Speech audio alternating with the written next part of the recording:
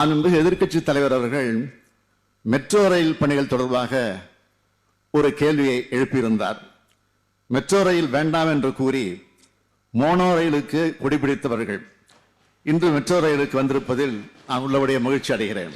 6 நாட்களுக்கு முன்பு கூட பிரதமருக்கு இது தொடர்பாக கடிதம் எழுதியிருக்கிறேன்.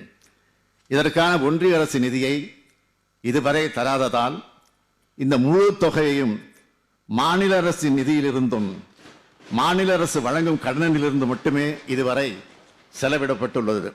இதுநாள் வரையில் பாஜகவோட கூட்டணியில் இருந்தபோது பேசாமல் இருந்த எதிர்க்கட்சி தலைவர் அவர்கள் இப்பொழுதாவது பேசுகிறாரே என்ற அளவில் ஆறுதல் தருகிறது.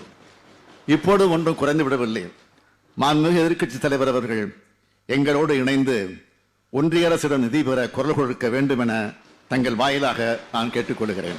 ஆமா, நாங்க சொல்லி தான் இருக்கிற அதுக்கு கவர்மெண்ட் வச்சுட்டு இருக்கீங்க சார். இந்த நீட் எதுக்கு கவர்மெண்ட் இருக்கீங்க? யார்கிட்ட கவர்மெண்ட் கொடுத்தது? உங்களுக்கு தானே கவர்மெண்ட் கொடுத்தாங்க. நீங்க தானே அதை செய்யணும். நீங்க ஏதாவது ஒன்னதா செஞ்சீங்களா? உங்களுக்கு நிதி வரல உடனே எங்க கேட்கணும்? கேட்குற இடத்துல கேட்டால் தாங்க நிதி வரும். எங்கிட்டே நாடாம இல்லையே. ஒருத்தர் இருந்தார், அவரும் போயிட்டாரு.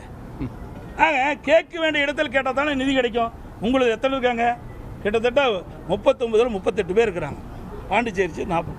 நீங்கள் நாடாளுமன்றத்தில் உங்களுடைய சட்டமன்ற உறுப்பினர்கள் இந்தியா கூட்டணி வேறு வச்சுட்டீங்க.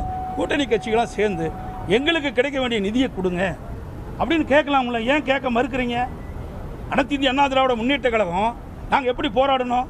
போராடுங்கிட்ட தானே விடிவு காலம் பிறந்தது.